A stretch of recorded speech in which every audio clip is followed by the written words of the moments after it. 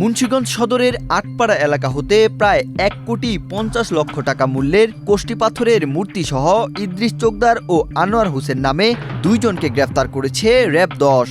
30 April শুক্রবার দিবাগত রাতে তাদের আটক করা হয়। র্যাব সূত্রে জানা গেছে, র্যাব 10 এর শ্রীনগর ক্যাম্পের একটি চৌকস আভিযানিক দল গোপন সংবাদের মাধ্যমে সদর উপজেলার আটপাড়া ক্লাব সংলগ্ন এলাকায় অভিযান পরিচালনা করে। অভিযানে 141 কেজি ওজনের একটি কালো রঙের প্রাচীন দুর্লভ পাথরের বিষ্ণুমূর্তি উদ্ধার করে, যার আনুমানিক বাজার মূল্য 1,50,00,000 টাকা।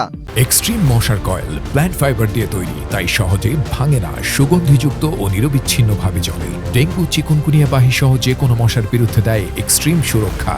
এ সময় মোহাম্মদ ইদ্রিস চোকদার ও আনোয়ার হোসেন নামে দুইজন কোষ্টি পাথর পাচারকারীকে গ্রেফতার করা হয়।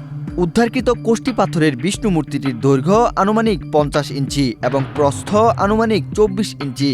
এ সময় আটককৃত দুই ব্যক্তির কাছ থেকে তাদের ব্যবহৃত দুটি ফোন উদ্ধার করা হয়। প্রাথমিক জিজ্ঞাসাবাদে জানা যায় যে গ্রেফতারকৃত ব্যক্তিরা মূর্তি পাচারকারী চক্রের সদস্য। তারা যোগসাজশে একটি চক্রের মাধ্যমে উক্ত বিষ্ণু মূর্তিটি বিদেশে পাচারের উদ্দেশ্যে নিজেদের হেফাজতে রেখেছে। পাচারকারীদের বিরুদ্ধে সংশ্লিষ্ট থানায় আইনানুগ ব্যবস্থা গ্রহণের কার্যক্রম নেওয়া হয়েছে এবং এই চক্রের জড়িত অন্যান্য সদস্যদের গ্রেফতারে অভিযান অব্যাহত রয়েছে। 1 মে 2026 ঘটিকায় দিবাগত রাত 1:30 মিনিটে র্যাব 10 সিপিসি 2 শ্রীনগর ক্যাম্পের একটি চৌকস আভিযানিক দল গোপন সংবাদের মাধ্যমে প্রাপ্ত তথ্যের ভিত্তিতে মুন্সিগঞ্জের সদর থানাধীন আটপাড়া ক্লাব সংলগ্ন এলাকায় একটি অভিযান পরিচালনা করে। উক্ত অভিযানে 141 কেজি ওজনের একটি কালো রঙের প্রাচীন দুর্লভ কোষ্টি পাথরের বিষ্ণু মূর্তি, যার অবৈধ বাজার মূল্য 1,50,00,000 টাকা সহ দুইজন কোষ্টি পাথর পাচারকারীকে গ্রেফতার করা হয়। উদ্ধারকৃত কোষ্টি পাথরের বিষ্ণু মূর্তিটির দৈর্ঘ্য আনুমানিক 50 ইঞ্চি এবং প্রস্থ 24 ইঞ্চি।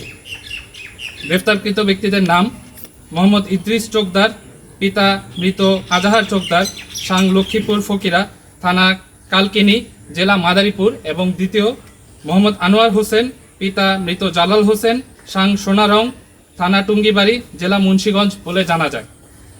এ সময় আটককৃত ব্যক্তিদ্বয়ের নিকট হতে তাদের ব্যবহৃত মোবাইল ফোন জব্দ করা হয়।